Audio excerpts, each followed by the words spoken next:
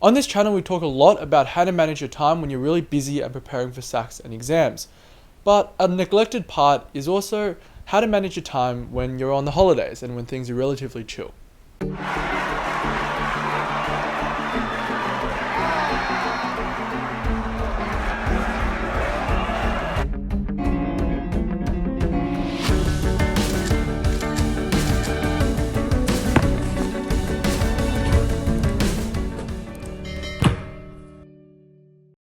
Hi everyone, my name is Darren, a first-year medical student studying at Monash University here in Melbourne, Australia.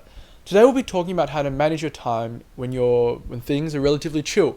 And it's the holidays, so it seems like you have 24/7, 2 to 3 weeks to study, but no one really does that, and it's not that beneficial to do so. I made a lot of mistakes in my holiday time. I would often let my work bleed into my leisure time, which made me feel just more tired and disheartened and wasn't as efficient. So through those mistakes, I learned a lot, which I'd like to share with you guys. Today's video will be split into two parts. In the first part, I'll be talking about how to arrange your time. And the second part, we'll be talking about what you should aim to achieve in this holiday period. And if you haven't yet, please check out my video on what to do in the term 2 holidays. In there, I go through each of the subjects I did, all the subjects I did, and what I did in that holiday time. In today's what you should do, it's a bit more general, and just stay tuned to see what it is.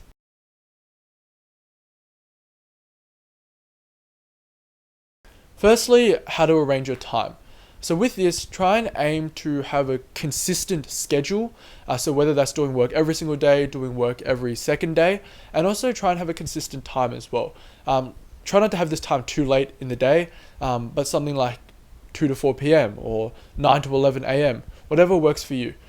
You really need something consistent, because sometimes if you don't have a fixed time, it gets to 12 a.m. and you're sitting there at midnight and like, oh, I just forgot to do my work.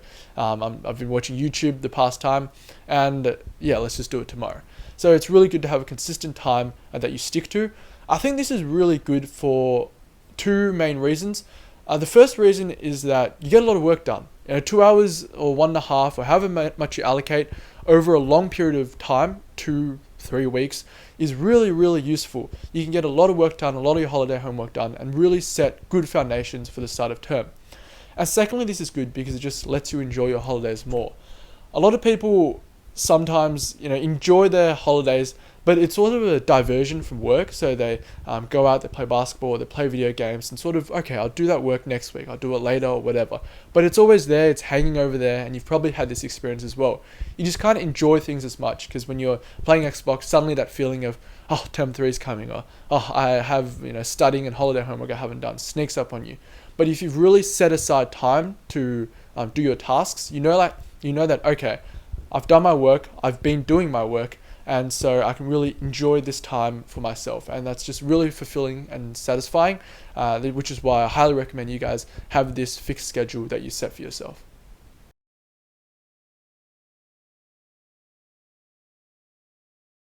Secondly, what you should have aimed to achieve by the end of the holidays. So in my study philosophies video, I talked about a question which I consistently asked myself, which was, what am I most scared of and what am I most afraid of before going into a SAC or exam? Now, along that similar vein, what you should be asking yourself is, what do I want to have achieved before the start of term 3?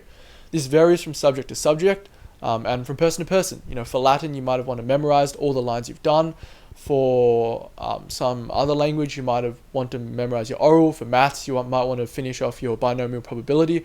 Whatever it is, identify that and then split it over the time you have left. So figure out, okay, I need to do 2 chapters these days, and then I will have done all this by the start of term 3.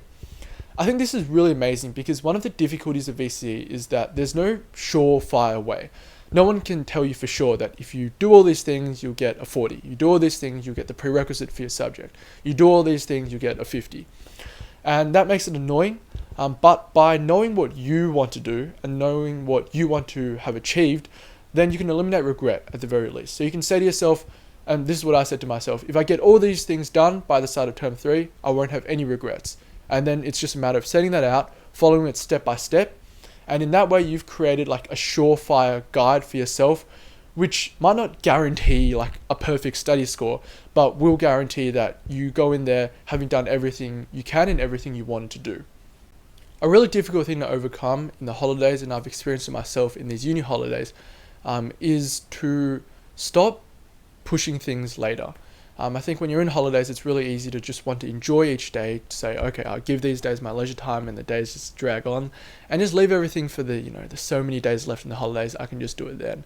I think that's a very dangerous thought to have, and if you really want to do well and really want to have no regrets, then it's important that you sit down for half an hour and just really clarify what your goals are, what you want to have achieved, and set out a plan for that.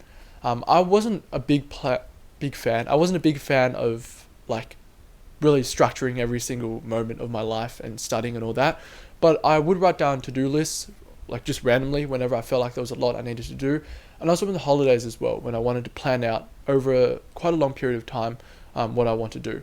So I think it's definitely worthwhile, even if you are sort of an unstructured person, to think about what your goals are by the end of these holidays and split them among your days of studying, so that you can really make the most out of these holidays while enjoying your leisure time to the fullest as well. Thank you for tuning into today's video. I hope you guys have enjoyed it.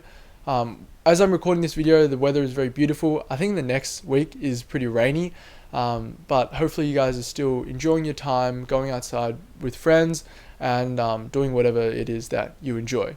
But remember, as long as you set aside that little bit of time each day or every second day to do your work, you'll be able to enjoy that time so much more, while also being much more productive and working towards your goals. So good luck for all that, and I look forward to seeing you all next time.